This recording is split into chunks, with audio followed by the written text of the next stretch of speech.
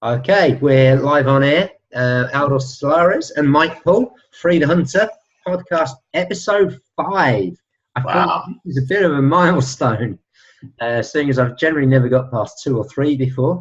So, Happy New Year, by the way. Happy New Year, yes. Cool. So, it being New Year, let's cut straight to the chase. New Year's resolutions, goal setting, ADHD. This is extremely difficult. If you don't know that you've got ADHD, but you struggle with this sort of stuff, some of the stuff we're going to cover today may help you understand this, because I, for one, have always struggled with New Year's resolutions. So much so that I gave up with them a long time ago. We'll get to the meat of that. Aldo, what are you like with New Year's resolutions? Well, it's funny because New Year's resolutions, I kind of, over the years, and specifically because the past year, I've been dealing a lot with personal training, weight loss. I put a program together just to address that issue, that anyone that wants to work on it, they can, and there's a process. And of course, there's a lot of issues with people like really wanting to lose weight. But one of the things that comes to mind when it comes to New Year's resolution is losing weight, right? So then as a result, I know that when a person says my New Year's resolution is to lose weight, just by that, but this is my opinion now, by them saying that, to me, it tells me that they were never really serious about losing weight in the first place. Because why do you need to wait for a new year to start for you to begin, something? Whenever you want to do something, when you think about it in October, November, December, whatever, that moment when you want to do something, you do it right there and then. You just get started.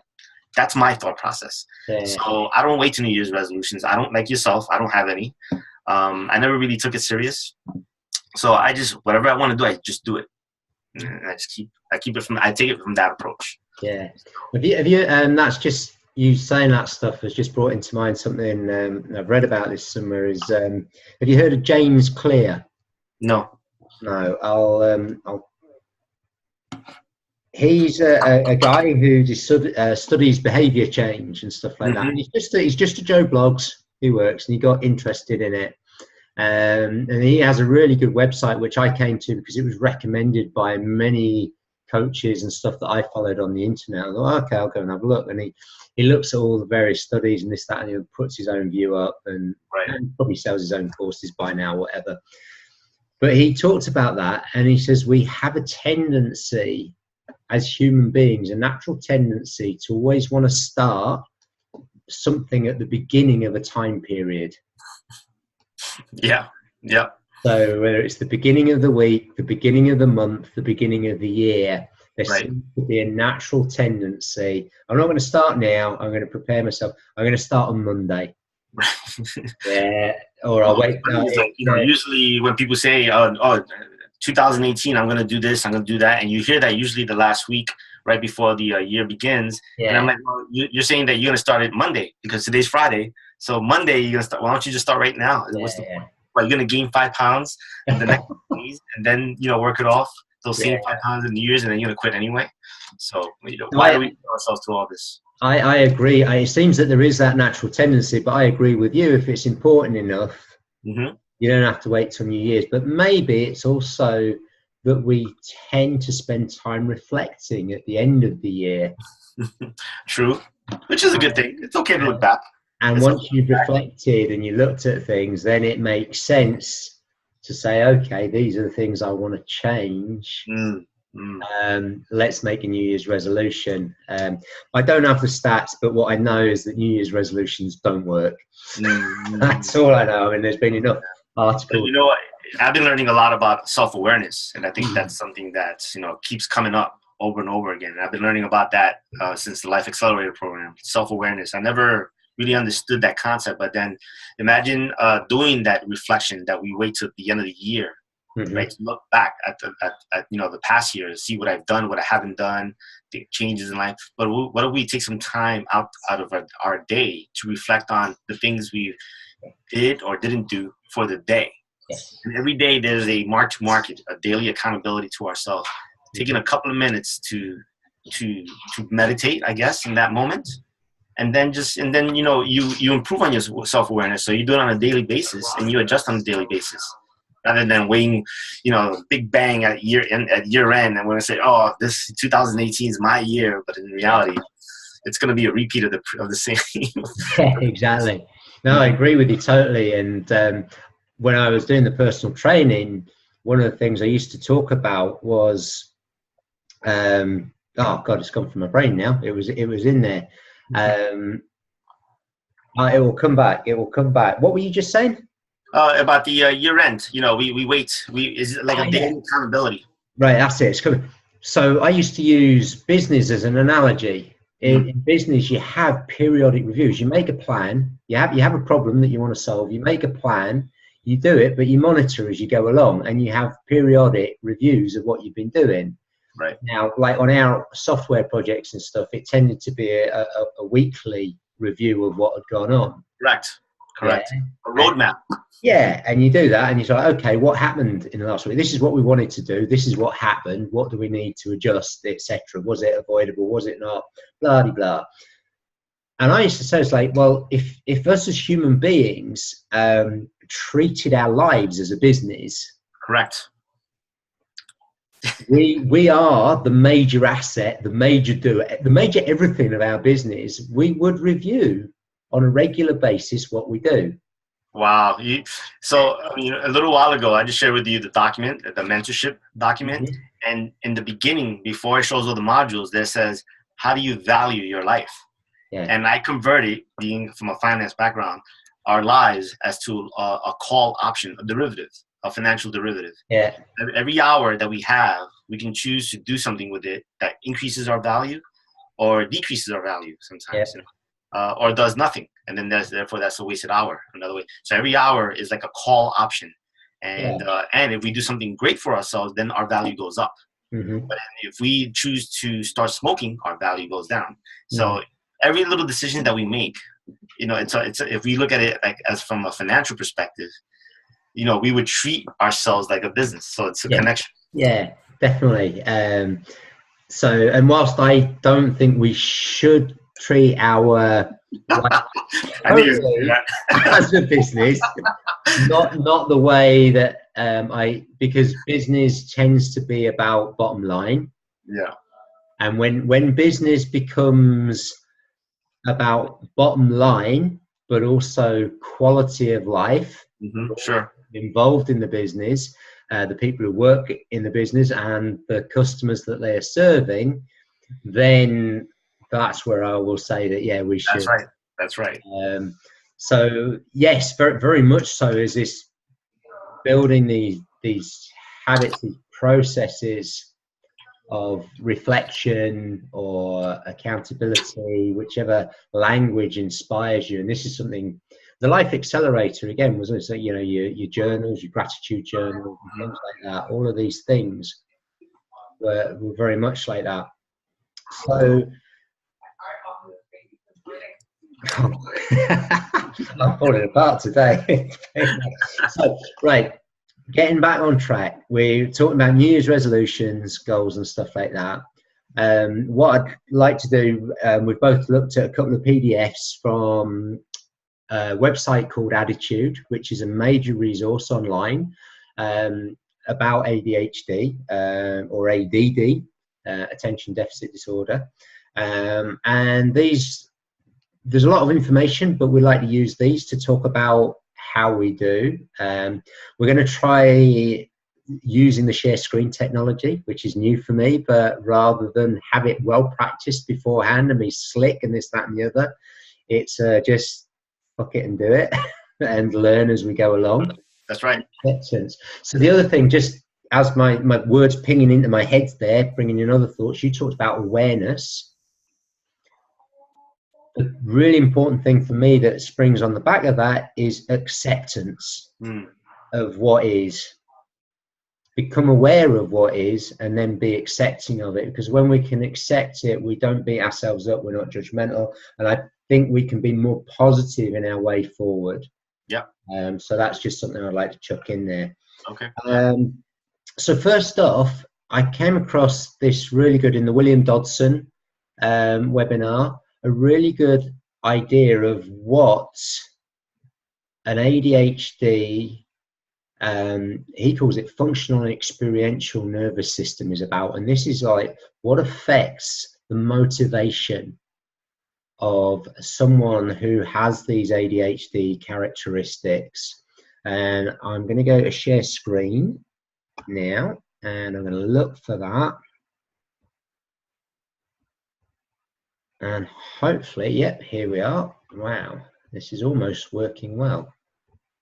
There we go, just get there. So what we'll see here, functional and experiential definition of ADHD.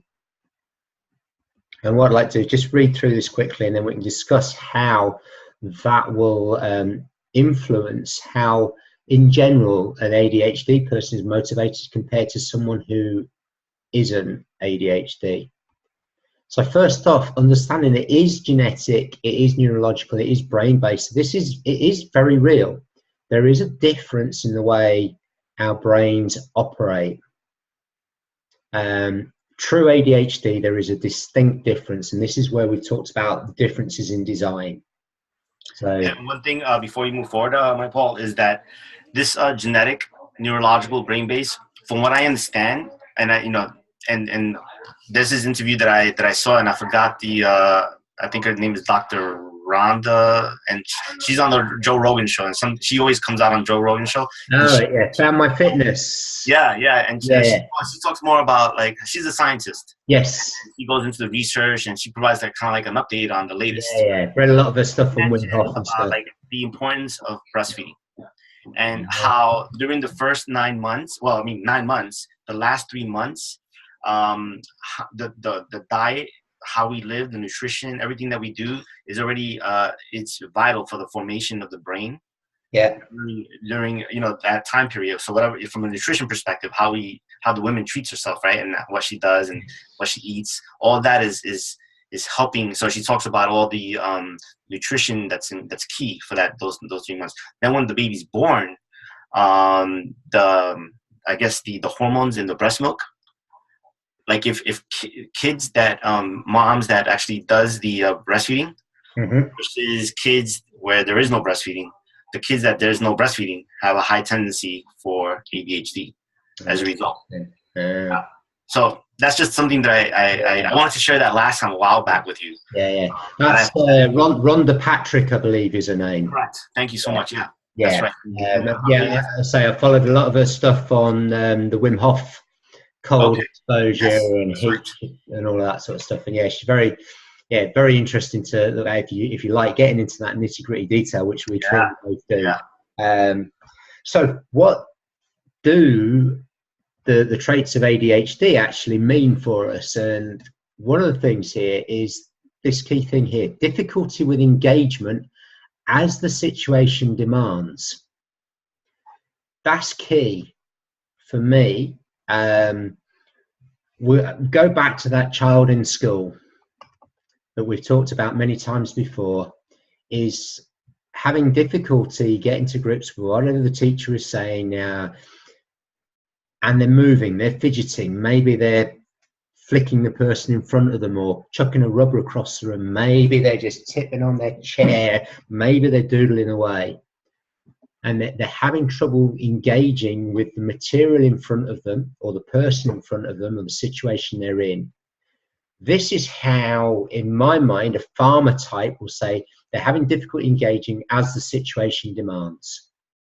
It's important to them, because if they don't, they will miss the lesson, and that will in fact impact on their ability to learn the material, pass the exam, get the qualification, get the college place, get the job, etc., down the line. So that's one thing. But it's also, as he then goes on to say, it's not just about the difficulty with engagement, but it's what they then actually, how they perform, how they feel, and where their energy level is. So that's a big thing. So I know, for instance, when I wake up in the morning, let's take that step back. We're doing this now, and I'm energized, and I'm focused on what we're doing, and I haven't planned it, so it's a bit backwards and forwards, but I'm here and I'm present with what we're doing, and I'm energized. Tomorrow morning I will wake up and I'll be thinking, oh my God, I've got to get up. What does the day? Oh, I don't want to do that. I don't want to do this. I've got to do my bed. Oh no, I can't be asked doing that. And it will be like that. But then I might have my cup of coffee or do my morning run, which I haven't done for ages. Or I might be on a skiing holiday, in which case it's like, oh yeah, I'm energized. It's the morning. I can't wait to get out on the snow. It's the morning. Nothing has changed other than the situation. So what we want to see in our children and at school and our adults at work is an ability to engage on demand. Right. And focus on demand. What the ADHD person has difficulty doing, or the hunter type, is engaging on demand. They can engage in what they're interested in the moment. So the child who has ADHD has no problem playing a computer game for hours on end. Right. Yeah. You're not telling me they're not focused, Mm-hmm. but they are not paying attention. Mm-hmm. They might not be paying attention to what we want them to pay attention to, but they are paying attention. Mm-hmm. So Dodson talks about this as a nervous system, and these 4 things underneath here. It's all determined by, in the moment, a sense of interest or fascination, challenge or competitiveness, something that's new, or a deadline. And the deadline is because of the consequences. So for me, and this is probably for so many people around the world, my tax return, the deadline is 31st of January this year. I'm slowly beginning to get the willies, so to speak, about, oh shit, I need to start getting my material together. And that's how we're motivated. In comparison, in contrast, what Dodson calls the neurotypical person is able to prioritize, I decide an order of what is important, and do what they feel is most important, even though they might not want to do that at that moment in time. And that is the major difference between the two, according to Dodson's characterizations. But what it has massive implications for how we try and get the best out of people. Yeah. So if you find, whether you've been diagnosed or not, that you're very much a person who's in the moment, and it's interest, you find that something grabs your interest, and you can do it, and you can focus, and you can sit for hours and then do it. Or maybe you're a movement-based person and you love sport, or dance or something like that, and you could just do that for hours on end. You might be starting to get an inkling that you are of this neurological type, right? Or what we would call atypical. Challenge or competitiveness. This is fascinating for me, because in CrossFit, we saw Greg Glassman talk about, he gets people motivated by giving them the challenge of the scoreboard. Mm-hmm. Give yourself points or have a time to beat for everything you do in fitness. Right. And that works really well for people who can't be motivated by, you just need to go out and do half an hour run every day. Or you need to do 3 sets of 10 reps at 40 kilos, and then next week you need to do it at 42.5 kilos. Next week you need to do it at 45 kilos, and then you have a week's rest. Then you come back and you start the next cycle at 42.5 kilos and gradually step it up. All these periodization cycles that we have in fitness, they work great for those people who believe that's the way forward, aren't interest driven, or can override their interest. Do you think that affects the way sometimes products are sold? Well, I don't want to say like that from that perspective, the way consumers utilize products. So for example, like in the example you just mentioned, the person is motivated by that timekeeper, right? There's a group, there's a challenge, and then they go and they get involved and they love it, right? The thrill. Then there's those online programs, or maybe you just go to the gym on your own and you kind of like, you know what you need to do. You know what you're being told to do. You see it on a piece of paper, but you don't do it. Mm-hmm. You know, so they both want to work out, but, you know, maybe for that person that is like failing, you know, like to do anything because they're not motivated, maybe the CrossFit or maybe that's a better way for them, you know? Yeah, definitely. And that's the idea is like, when you understand how you appear to be motivated, and you know, I don't think you need a diagnosis of ADHD for this. You can look through these things and the questionnaires we've done before and stuff like that, and start getting an idea that actually the thought of doing a prescribed program week in, week out, does that sound really cool to you? Or does it sound, bugger, I don't want to do that? Right. Like, it's the thought of doing the same thing over and over again. It's like, nah. Kind of. Or if you think initially that sounds like a good idea, but then within a few sessions or a few weeks you find, no, I'm bored of that, I want to do something different. You may be starting to get an idea that actually you're not motivated by just what is important, i.e. I'm doing this because I know it's good for my health. You know, someone has told me that I should do this and I believe them, so this is what I'm going to do. And I'm going to buckle down, I'm going to count my calories every day, I'm going to do my half-hour session every day, I'm going to get to bed early, and I'm going to fight all those things that are calling me to have that glass of wine, to watch 24 just before I go to bed, have my flick through Facebook whilst I'm watching it all. I'm going to ignore all that. That person who can do that is the farmer. Mm-hmm. Who knows that they can work hard now, go through the pain now for the reward that's going to come down the line. Your typical ADHD person, especially the ones that have been diagnosed and they can't do that. They can't decide what's important. It's not important to them. It's like, it's what's interesting. And you could argue that like what's interesting is important to them, but it's very much a moment by moment thing. Wow. Yeah. That must be pretty difficult, you know, for a person that has it to really manage their own lives. Well, yes. Well, interestingly, in today's world, yes. Mm-hmm.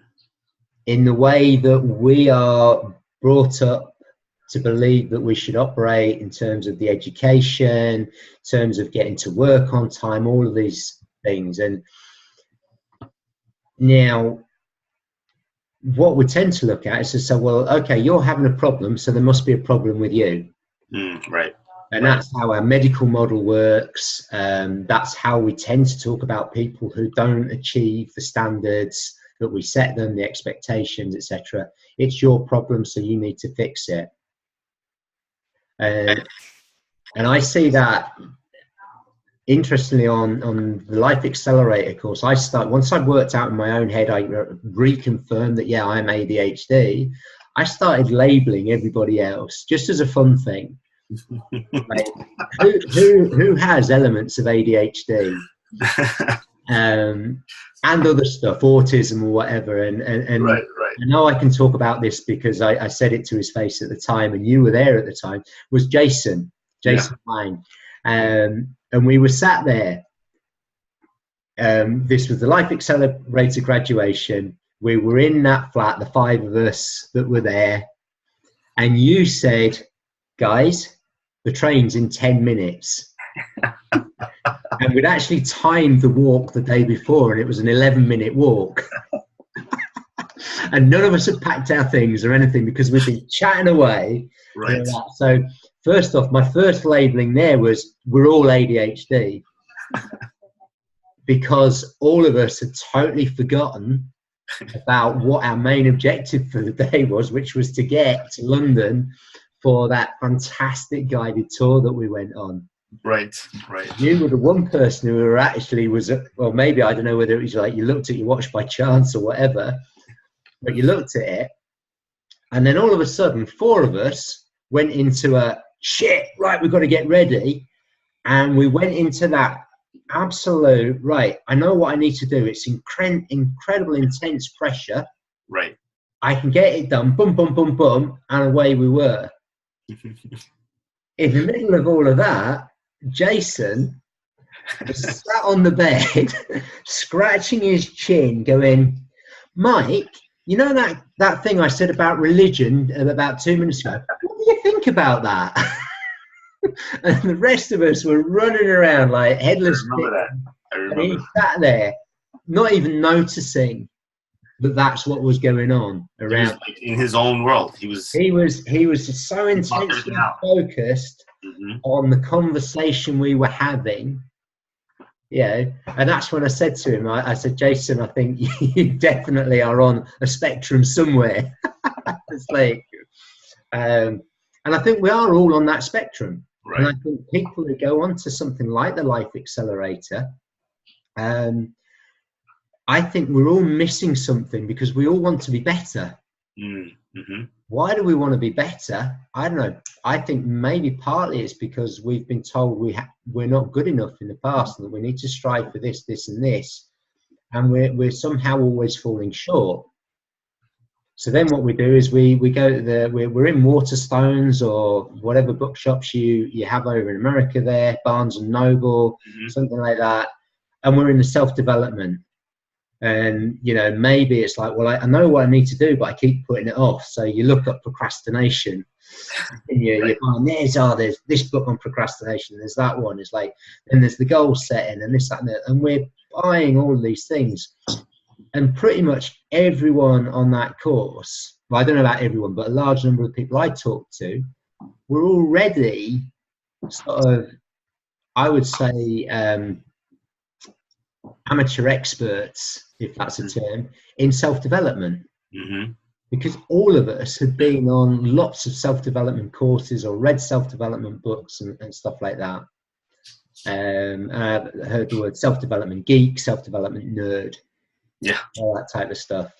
So Norman Sakala, who came up to me on the Sunday and said, oh yeah, I'm ADHD, I know everything about self-development, but it hasn't helped. You know,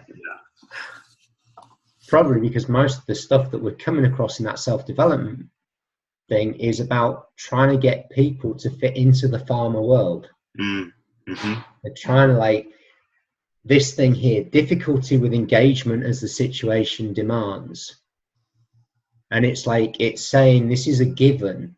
This is how you must live your life. This is the environment out there. This is how you must interact with it to be successful. What if we change the rules of the game? Right. Yeah.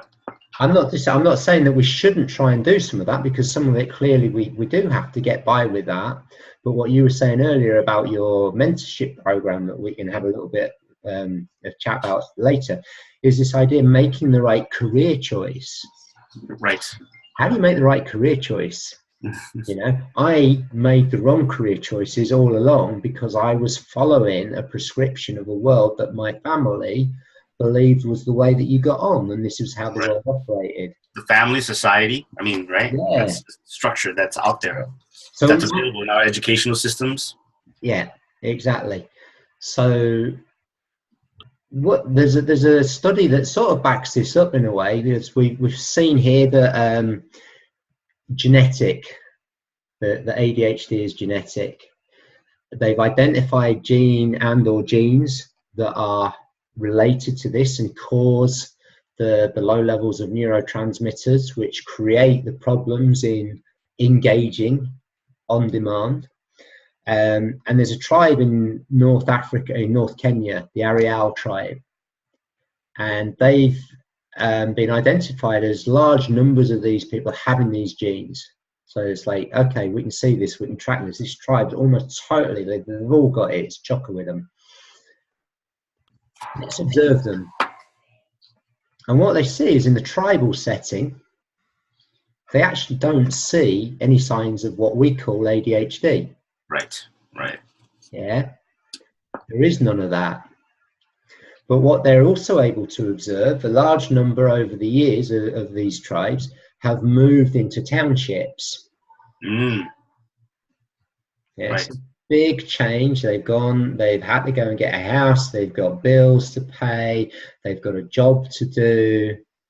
This, that, and the other. They come into what we now call more modern life, whereas their tribal setting was probably more as we perceive the hunter-gatherer style that we've talked about before. The people in the townships exhibit signs and symptoms of ADHD. Same genetic makeup, different environment. ADHD does exist in the township, but not in the other. Right. So what that gives us is a clue that actually we can change our environment. We can shape our life to how we want to live. Now, for those two sets of people there, a tribesperson could have moved from the tribal environment to the township, not liked it in the township, and I'm getting frustrated, I'm getting told off, I'm getting fines because I'm not doing my tax return on time, all this sort of stuff. Stop this, I'm going back to my tribal life because I had a great time there. I played, I hunted, I ran, I chewed the fat, I reflected, I told fireside stories. That's going to be me. How do we do that in the modern world? Well, if you look at the creative industry, well, how many creative people sit in an office job all day long? Yeah. Well, they don't. Well, it's kind of like I was telling you before, and actually I have the show here. It's the Futures Radio show where I was telling you about. I was listening to this morning just by chance. Let's see if I can it's called Managing Risk Using Futures and Fundamentals. Right. So they talk about this trader, a floor trader who's a commodities trader at the time. And now the commodities trading aspect, the actual pit itself, where all those people are just hollering and screaming, and they're actually trading commodities and things like that. So in that environment, the person on the interview, he was talking about how that environment, he thrived in that environment. It was like relatively no structure. You just go out there, things are moving, prices are moving, and they're reacting to those moves, to those price movements, or sometimes underreacting, overreact, whatever it is, right? And then they're trading, they're making money, they're losing money, and then once the bell rings, boom, it's over. They go home, they kind of relax, take it easy, because they're waiting for that thrill, to experience the thrill the next day. They wake up in the morning, can't wait to get back in there to work and things like that. And all of a sudden, and he's done that for years and has been successful. Yeah. Now the trading floor is gone. It's all been replaced by electronic trading. Now what is he going to do? So a lot of the guys, and I belong to what's called the NYMEX floor, closed group on Facebook, and a lot of guys have moved on in life, but it's never been the same, right? Because they're used to that environment. And this particular gentleman says he has ADHD, and he recognizes it. And now how does he transition to this new world? Where now he has to go, now he's a broker and things like that, but he has to sit down. Everything's different. There's no thrill anymore. He's helping people out, but he's dealing more with his ADHD. But so it's just, what it means is, one is that just because you have it doesn't mean anything. You can still function. You just got to figure out which environment you're going to function in and which one you're going to be able to thrive in. Yeah, well. Exactly. Yeah, and I think that's a brilliant idea, and it points to this idea of we talk about career choice. Correct. There are careers that suit the ADHD type very, very well, and we can talk about that later. That's I'd like to try and get back to, if we get back to that screen here. So we talked about interest and fascination, challenge or competitiveness. So sports competitiveness, you look at sports, you see that it is almost the modern day example of the hunter-gatherer lifestyle, isn't it? You do your training, you have your day-to-day life, and if you're a professional athlete, you get the chance to rest. You have your nutrition programs, this, that, and the other. You then go and compete, which is like going out on the hunt, and that's what gets you up. I dare say there are a few sports people who like training, but I think the really out and out sportsmen, it's the thrill of the challenge. They want to be pitted against the best of the best. Right. You know, it's all about that challenge. So that's, again, if you're motivated by something being challenging, or you love competition, that may be a sign, like a sign of an ADHD type personality. Maybe full on ADHD, maybe not, but also maybe a way of like, well, okay, this may be a way that I can point as give me a pointer to how I should set goals and how I should motivate myself. Novelty, creativity. So again, are you someone who likes certainty? So we hear a lot in the business world, yeah, the markets talk about liking certainty. Well, I reckon the best traders don't like certainty, because they make a killing when the markets are volatile. Right. Yeah. The interesting thing, going back to the 80s, and you'll know more about this because you've worked properly in this industry, but we had that prolonged bull market for years and years and years. And this was the day of Michael Douglas and Wall Street, and greed is good, and and everybody was able to make a fortune because it seemed like the stock market was just certain to go up and up and up and up. Uh-huh. And so we saw a lot of people get very, very wealthy. If you're someone who thrives in that situation, you know that you go to work, you sit down, you know that the coffee machine's there, you know that your computer's going to switch on, this, that, and the other, and you like that certainty throughout, then setting your goals and setting your targets and setting your steps may be the way forward. But if you like new stuff, if you don't like repetition, if you don't like coming in and doing the same thing every day, then maybe that's not the best way forward, to say, I'm going to wake up every day, I'm going to make my bed, I'm going to have a shower, and then I'm going to go out for a run. Because at some stage you're going to be bored with that. You might do it for a while, but the chances are you will give it up. It's interesting you say that, because so two things on that interview. He did mention that the volatility in the market has come down to its all-time low in the stock market, but then the market keeps going up, but meanwhile everyone's like so sure that the market is just going to keep going up, and it just keeps going up. We've had some great returns this year, but the volatility is down, is all one direction, right? So he was saying that is boring, right? Yeah. Meanwhile, that's one low extreme, and that's kind of like the all-time low, right? And then how long, and eventually that's going to change. Something's going to happen, so they're already anticipating, when is it happening? It could be now, it could be next month, it could be 5 years from now, anticipating this disruption, right? Yeah. So that's one. The other thing is, at the same time that's happening, you have these cryptocurrency markets. That is the complete opposite. All extreme, which is what I was telling you for that. I've been kind of like lost in this thing for about a month and a half, almost 2 months, that now you get on this ride, and it's like the ride of your life, because what the stock market, what you accomplish in the stock market in 1 year, you do that in a day, 3 days, 4 days. It's extreme returns.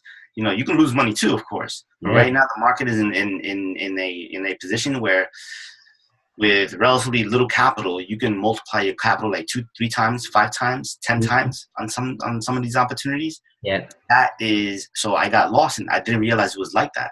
And all of a sudden, like, oh, this is awesome, right? And I'm into it 100%, just gathering information. So there comes that focus again, and then the interest and fascination part just in. Then I want to be competitive. I want to make money, right? Not just make money, but also make money more than everybody else. Be able to find those opportunities faster and better than anybody else. And here I am thinking about, like, I can start my YouTube channel, get a team of people.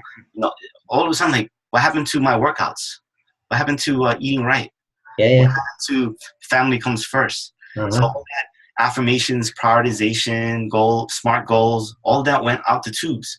All that planning for nothing. I mean, it's for something, because I recognize the change. I have to get back in the game, but at the same time, this thing is, So now I invest, so like I could just leave it alone, pay less attention to it, and get back to my relatively, quote unquote, a normal life in a sense. So I just thought that that was appropriate here. Yeah. Well, maybe actually what we're seeing is that, you're mentioning more and more each week or each time we have a podcast, how, oh yeah, actually I have those feelings. This is what, I do procrastinate, or I do this and that. I get excited. And what you've described there is perfect in terms of how the hunter type operates. You know that exercise is important to you, but at the moment it is not interesting enough. It is not grabbing your attention. Something else is, and you're going for that something else full on. Yeah, that's true. That's true. So I think there's a little bit of self-diagnosis coming here. I know. That's what I was telling you before. I was like, maybe I have this stuff, maybe, and I don't even know it, Yeah. And as I keep on reiterating, I don't like this idea that we have ADHD, we have non-ADHD, we have autistic spectrum. I like autistic spectrum. I like the idea of spectrum. Spectrum. Yeah, there is a spectrum, and we're all on it somewhere. And it's a bit like your graphic equalizer on your music machine. Everyone's got a bit of bass and everyone's got a bit of treble and everything in between. But, some people are going to be more of the treble end, some people are going to be more of the bass, some people are going to be really all the way down the middle. But when you're tired, it may all change. Right, yeah. When something happens in your life, tragedy, or maybe you won the lottery, everything changes. And so none of this is ever static and given. Right.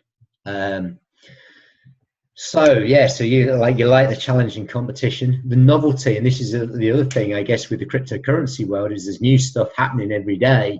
Right. With all the different coins out there, and Bitcoin, Ethereum, Litecoin, altcoin, all this sort of stuff. There's 1,389.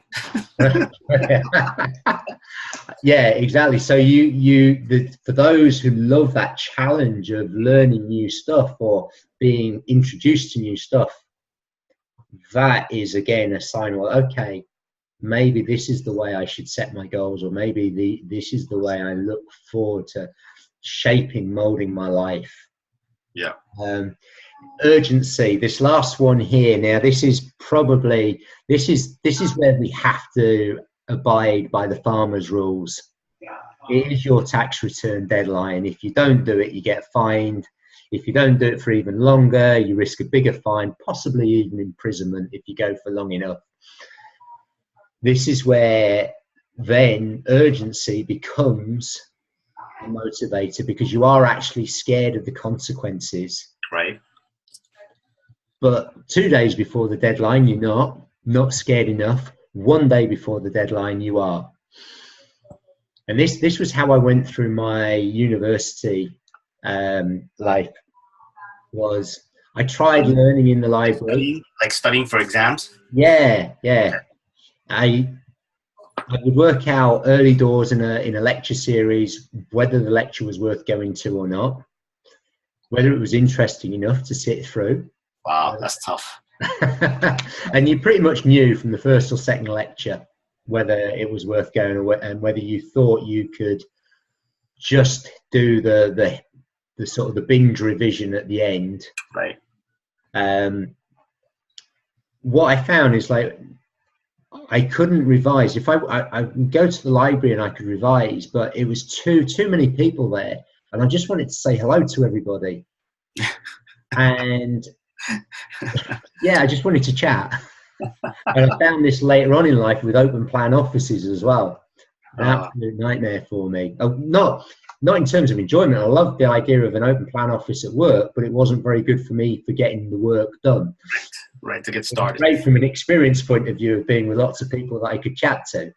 Right. And also the mental effort. If the day I did manage to revise, I would put my earplugs in. I would find a little cubicle where I couldn't see anybody, and I would sit there and I could revise for 8 hours, and it'd be really cool. But then I was mentally exhausted with the effort, and I couldn't go back to the library for another 3 days. Huh. And eventually, the system I worked out was I would wait till my exam timetable was published.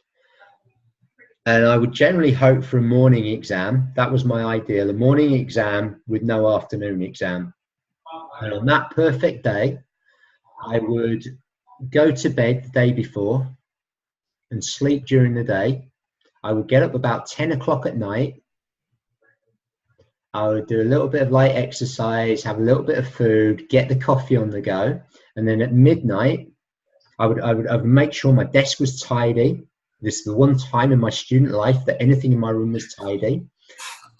I had my exam notes.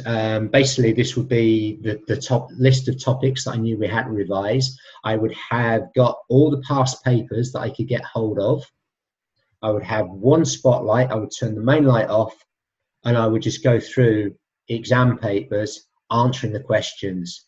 Right, okay, describe the difference between macro and microeconomics, one of my first year courses. And I would have my macro book, my micro book, and that was it. And then about every 45 minutes to an hour, I needed to have a break. I would put my stereo headphones on, and I would play really loud music.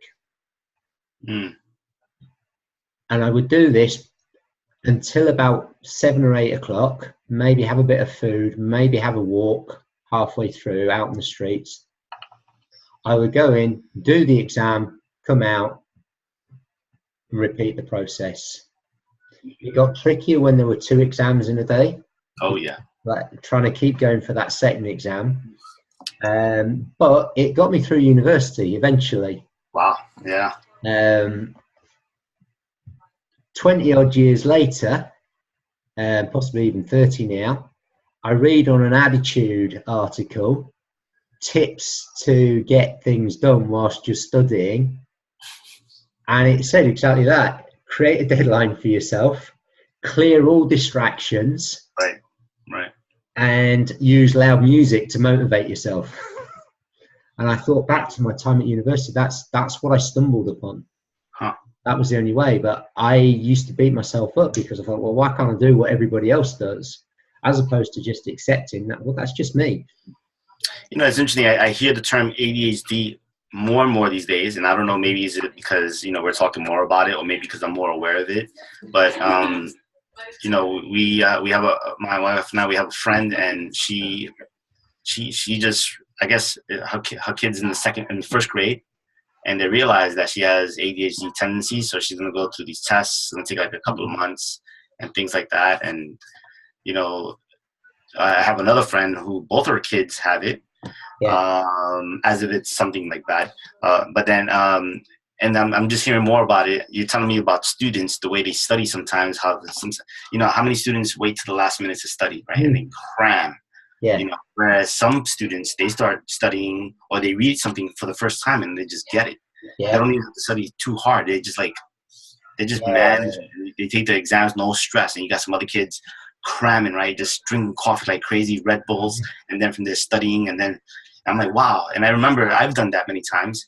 And I remember if I was to work this hard to pass this exam these past couple of days, and I had that same intensity since the beginning of the year to now, I would have been like, a genius, right? Mm-hmm. That's my perception.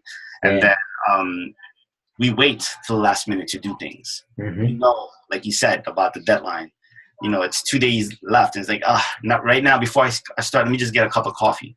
Yeah. All those things add up. I don't know. At least to me, I think there's more people that have it that don't know that have it, but based on their behaviors, it just shows much more that it's much more prevalent than what we think.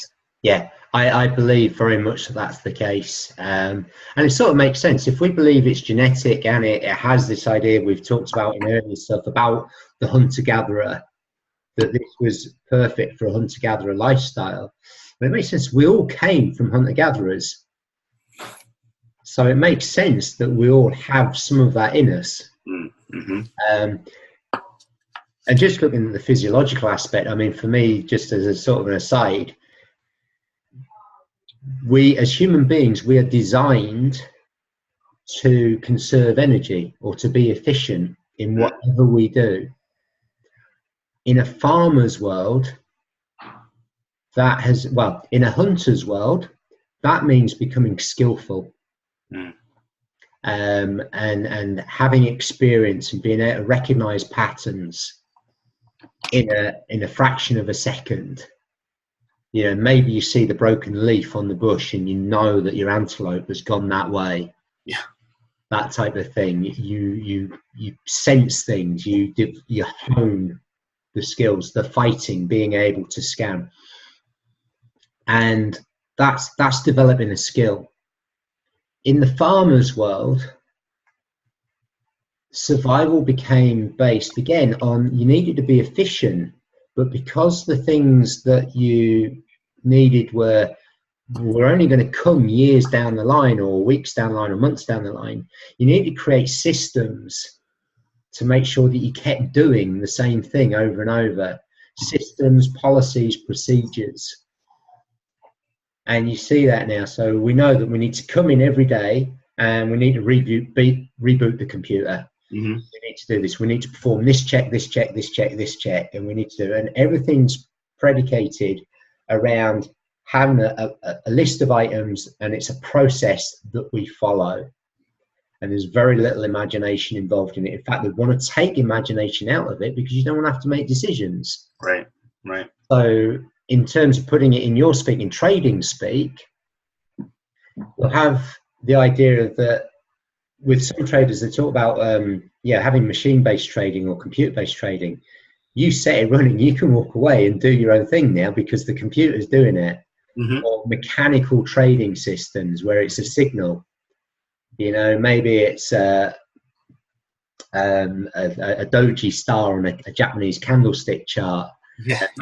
And it's a resistance line. So that's going to be my reversal signal. Mm-hmm. So I set my trading software up to place the trade on that signal when it appears with the right conditions. And then I can walk away from it and not have to interfere. And that's in the farmer's world. That's what works. How many people, and I'm guilty of this, when I was doing the trading, it was like I would see that doji and I would see the reversal line and I like, all right, I'm going to whack loads of money because I'm really definite about it this time. It must be because this resistance level is really, it's like it's a 4-year high. So it's got to turn here. Rationalize it. And I put all of the money on it, and then all of a sudden it just goes piling straight through. Yeah. And I could never ever not interfere with my trading, with my mechanical system. Well, I'm in this group right now. It's like a chat group. There's like maybe 30 of us, 35 of us now, and I'm kind of like, I guess, the more experienced person from a financial perspective, and I'm not like no great trader because if I was, be a multimillionaire, but I can defend myself. But I say before you trade, you need to have a trading plan. Mm-hmm. You need to have what your goals are, and then what are you looking to do? Identify which particular projects you'll be willing to invest in. You got to have that criteria. So like that, you're not always asking, is this correct? Is this, because if you have a process, you stick to the process. Yes. So your decision making is relatively standardized. Yes.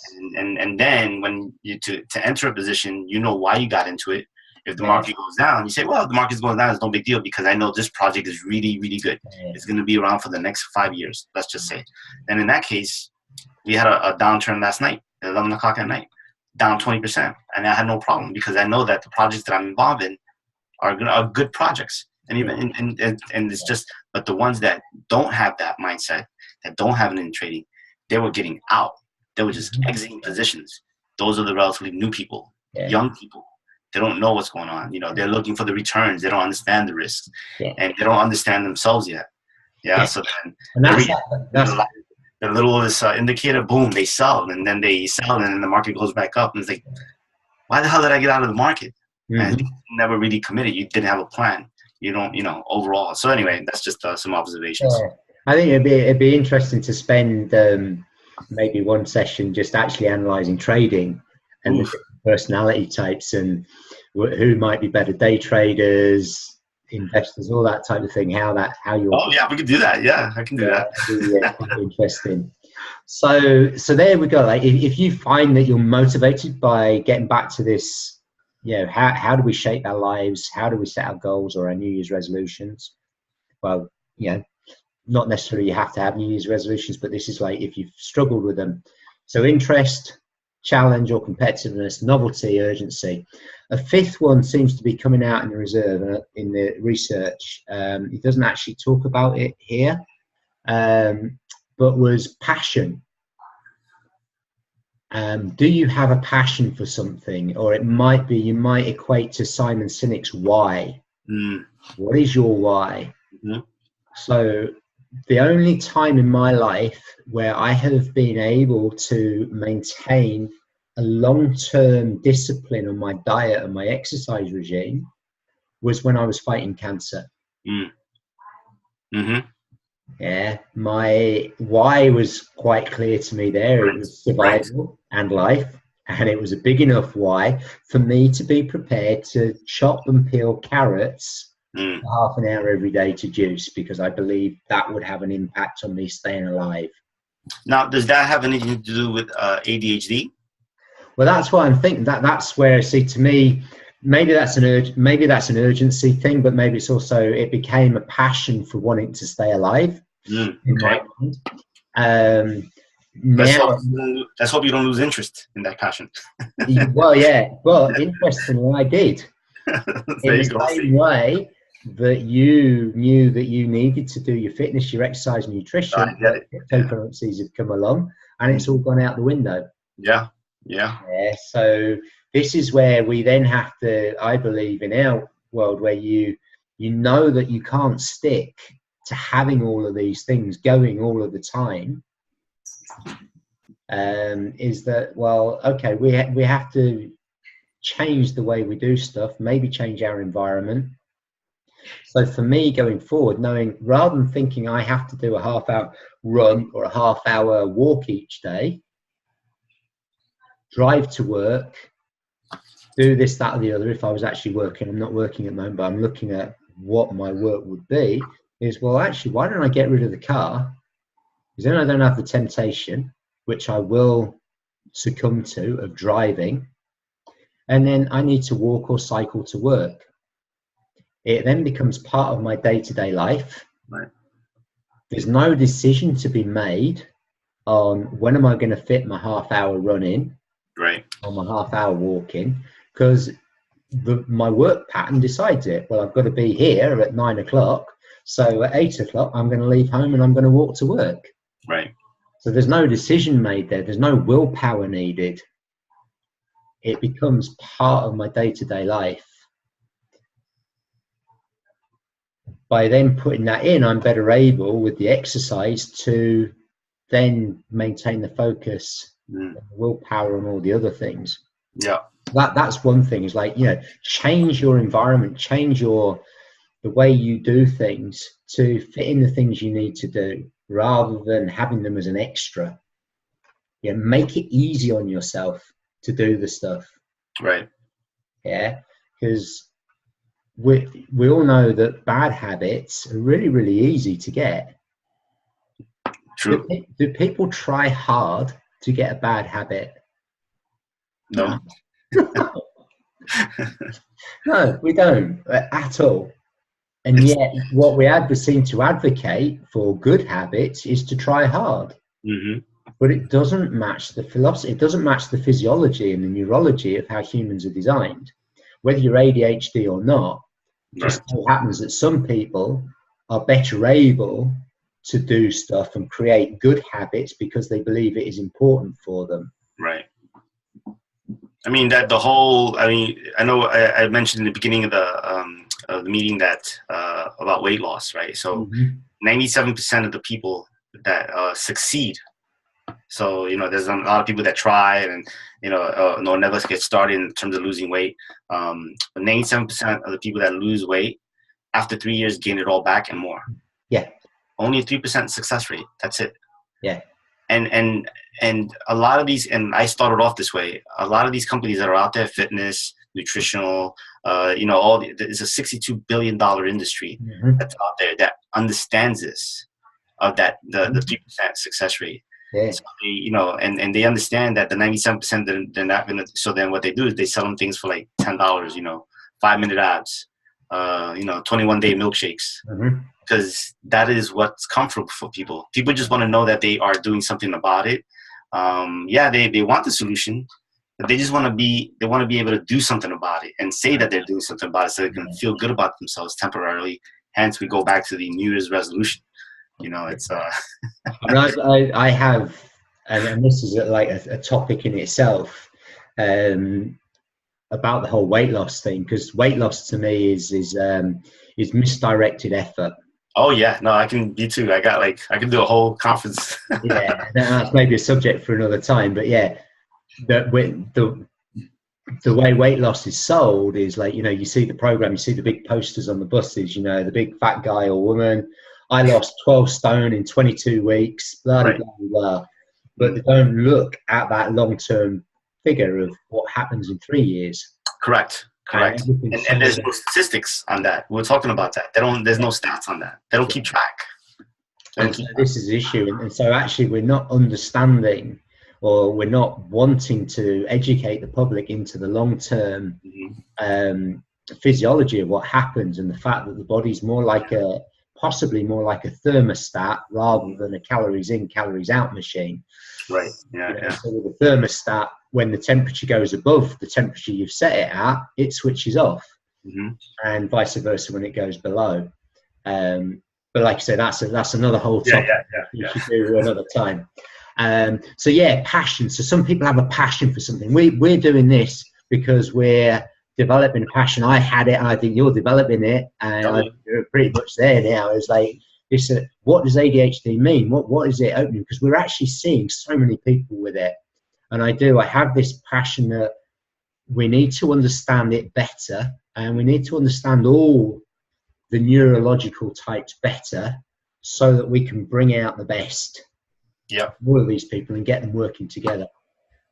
Going back quickly to a point I raised earlier, was this idea that when we see a problem with someone, or when we see someone having a challenge, we go down the route of either trying to give them technical information about how to deal with that challenge, or we go down the coaching route of how do we work on that person to enable them to overcome that challenge.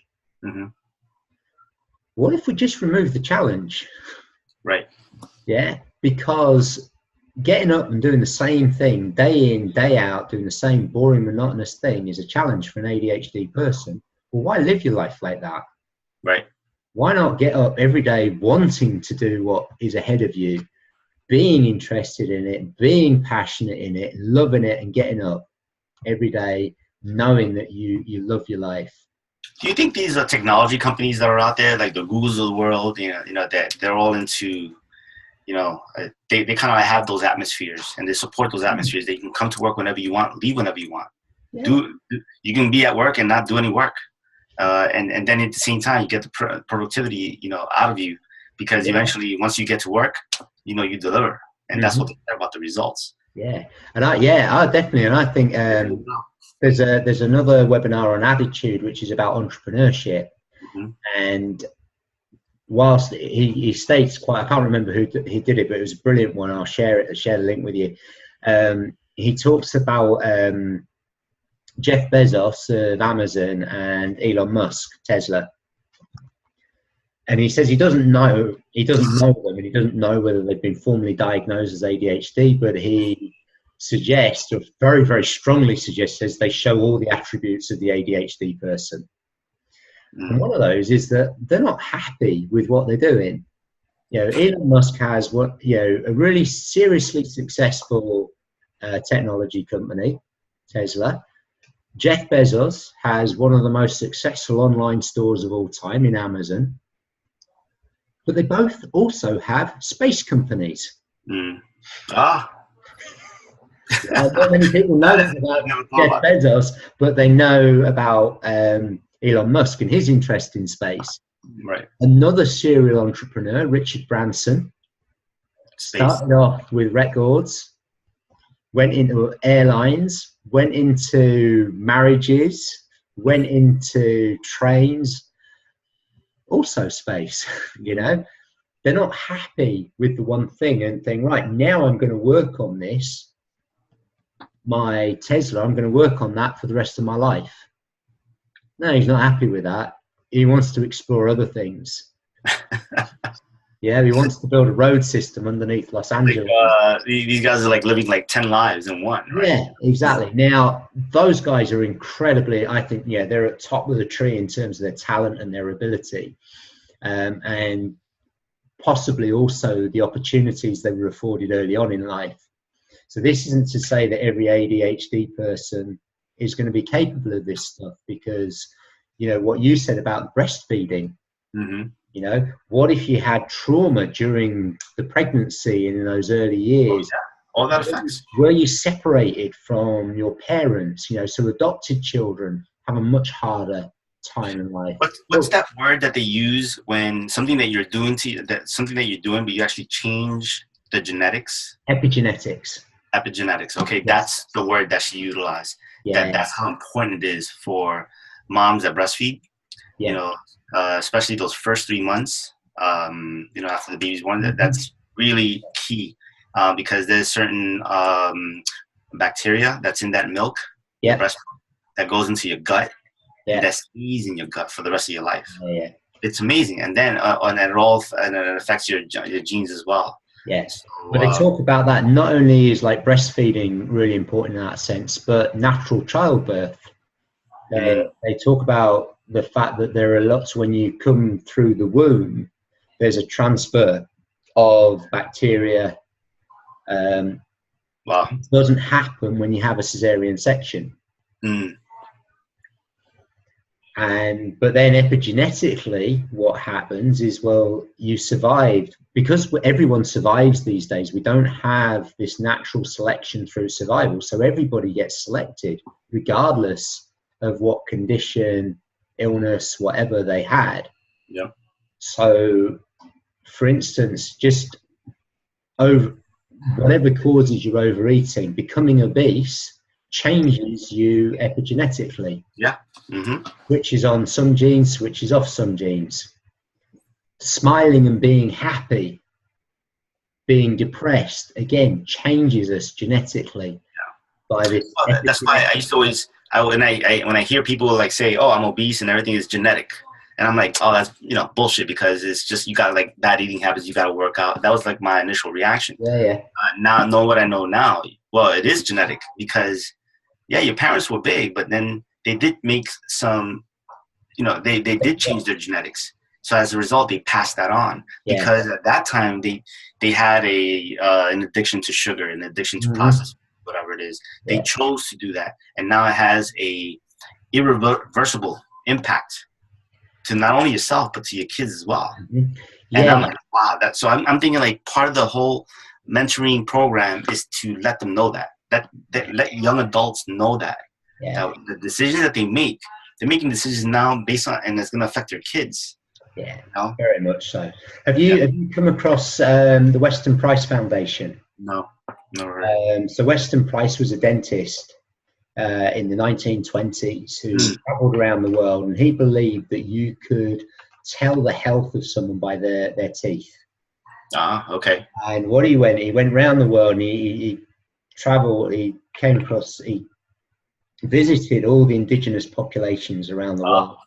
Okay, yes, yeah. And what he saw, some of his conclusions, he basically came to the conclusion that a preconceptual diet, i.e. what do you eat before or whilst you're trying to have a baby, and the conception and the pregnancy is really, really important. Very important. There are lots of other things. He determined that he thought that diet was all important, because what he noted was that in these indigenous populations, they had really good facial structure, nice symmetrical, high cheekbones, broad mouths, straight, level teeth.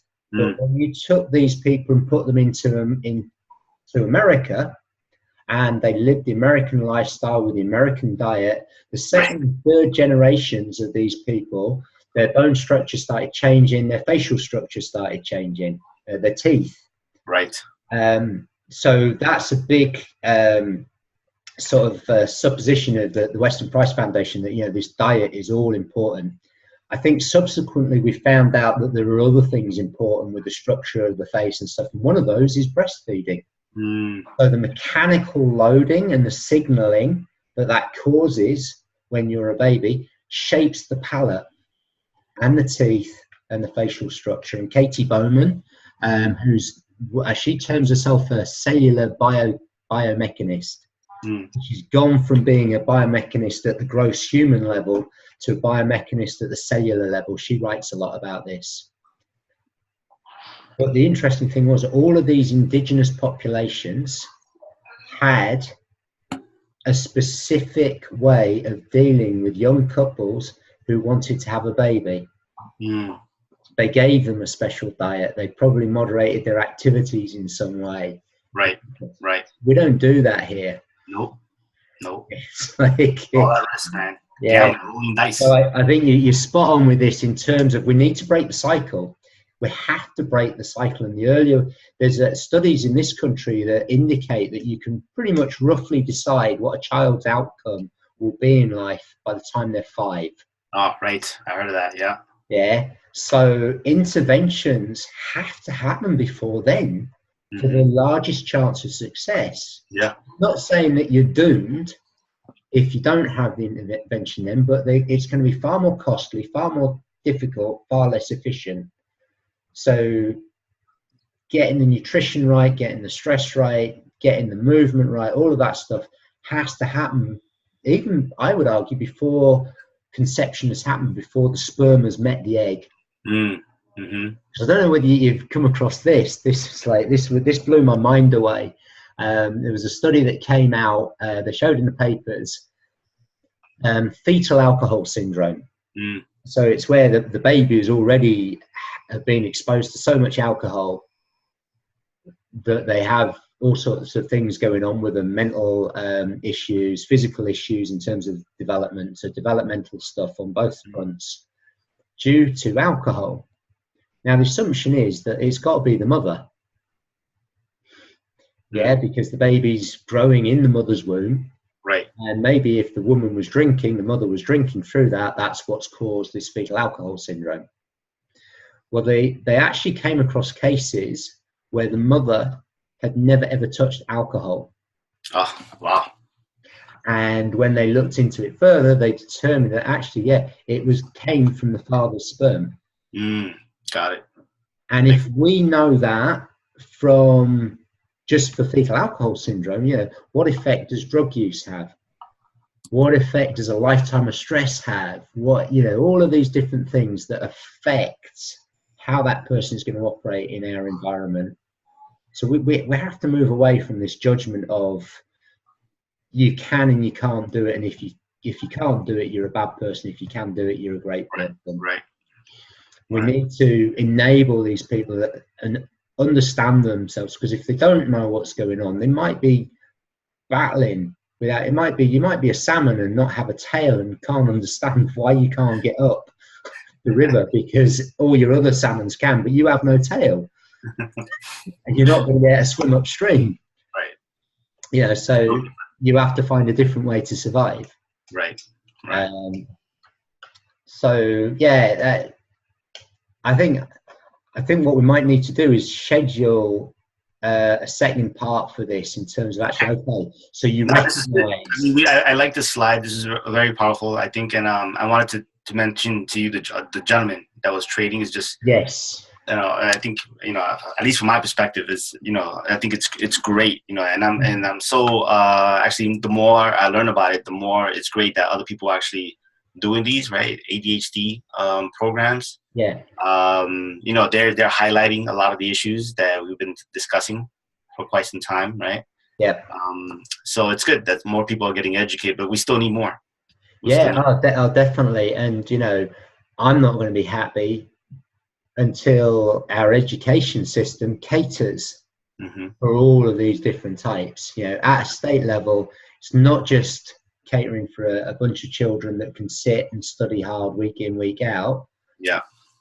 I think I sent you the links a couple of weeks ago when I started looking at this, and I saw interest.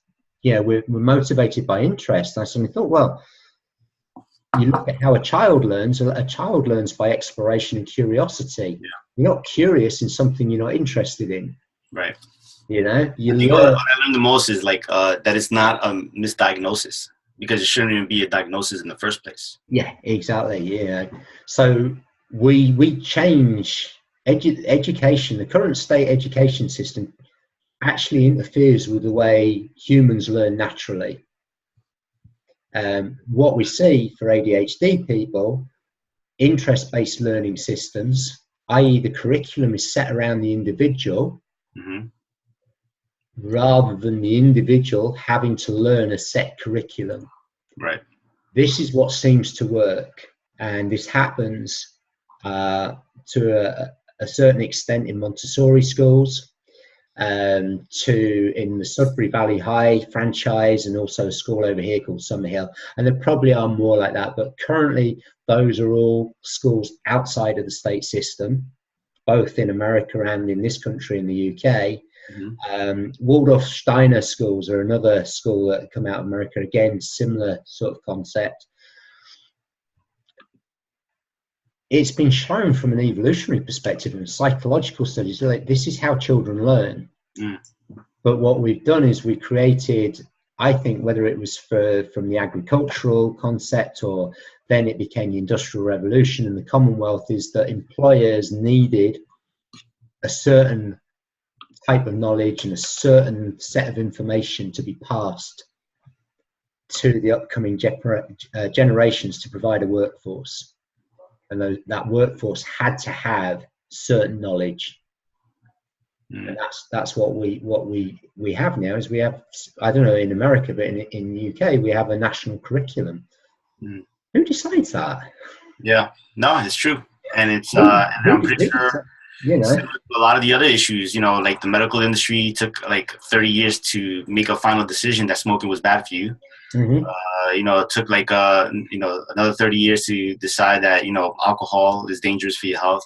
And it's going to take another 20 years or so for them to make a decision that sugar is also bad for you. So, you know, meanwhile, the food, you know, that's being fed to our children by our schools, that's way outdated as well. You know, they're putting all these processed foods in there as well. So could you imagine our educational approach, you know, to, you know, teaching our kids, you know, everything's outdated. Everything's exactly. And that's why things are changing so fast that you don't have time for the government or the teachers or any other, for them to make the proper changes, because they're going to go to and research to the nth degree, right? They're going to have to raise money to the nth degree to study all these things. And there's all these nonprofits out there, you know, trying to raise money or raise awareness. And meanwhile, like you're living now, right? You know, especially as a young adult, now you need the impact. Now you need the information. Now you need to make a decision.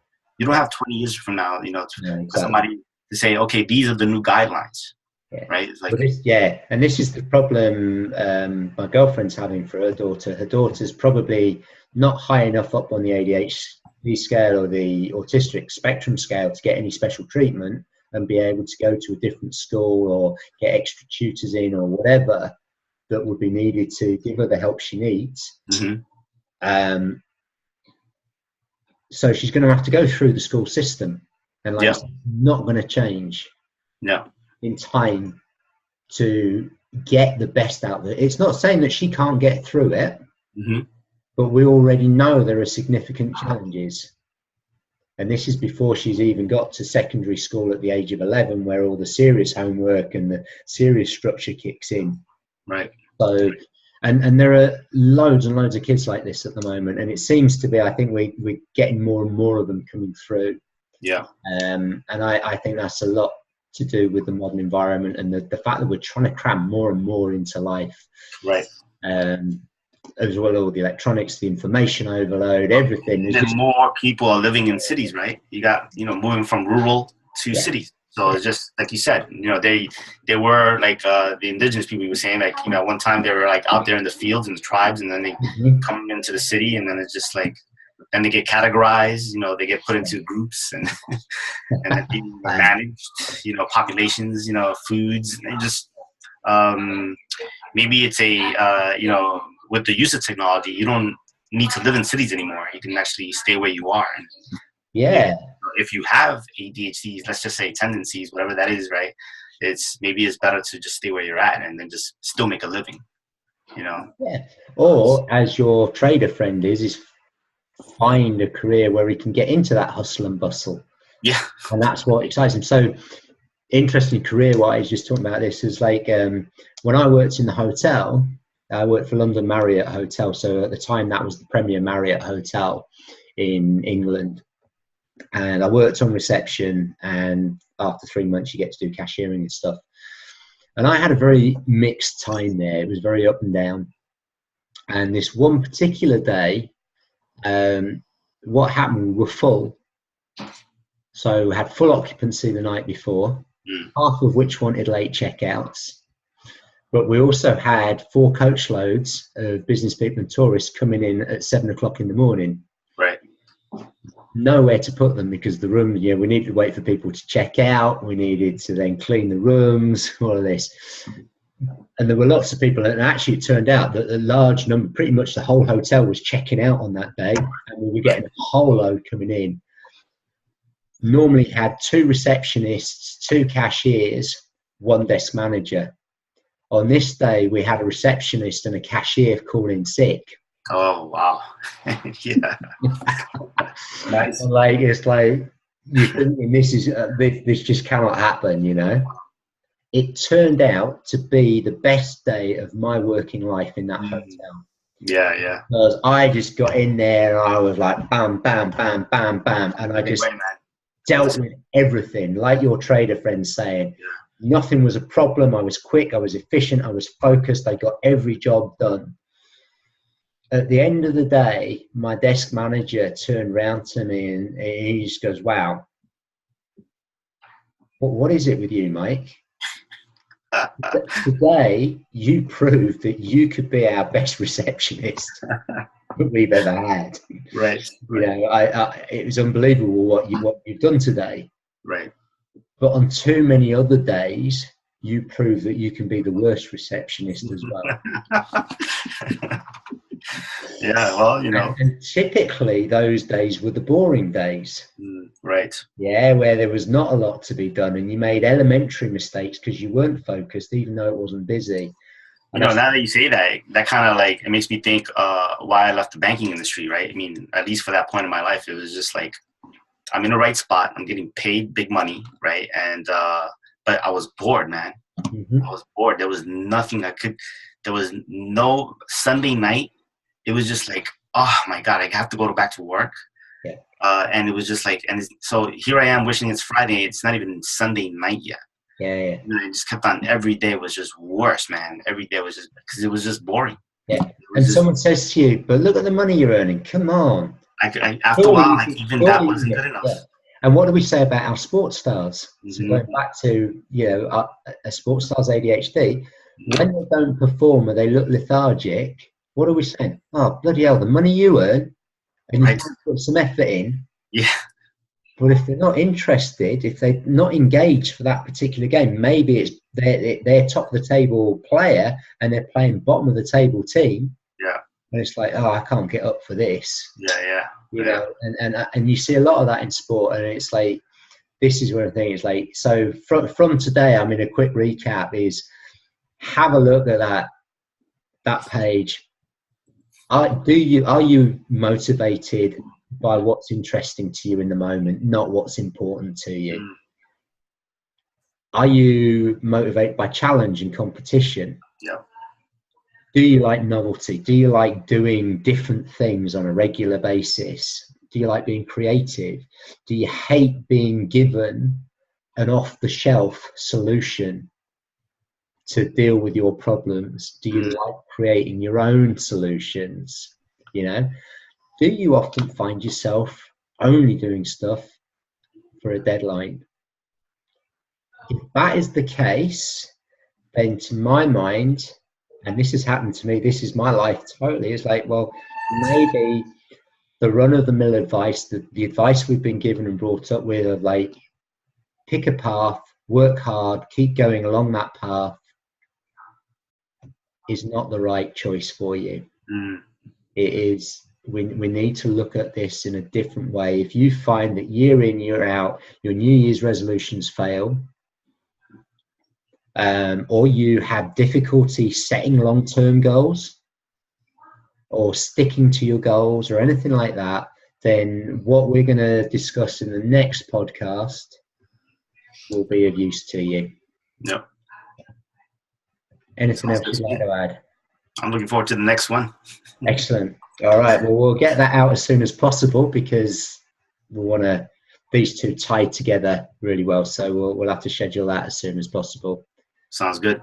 Cool. All right. Well, it's good night from me, Mikey P, and Aldo. Have a great night, everyone, and talk to you soon. Yeah. Goodbye from Free the Hunter. All right. Bye.